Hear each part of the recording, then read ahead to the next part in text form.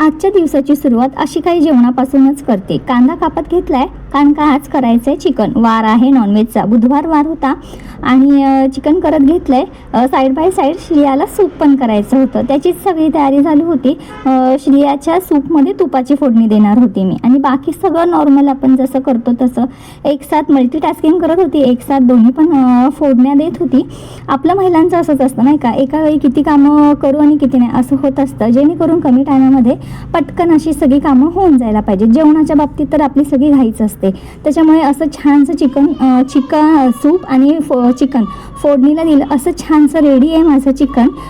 घट्टसर झालं, वाटण टाकायची गरज नाही आहे, त्याच्यामुळे असंच ठेवलं बिना वाटणाचं.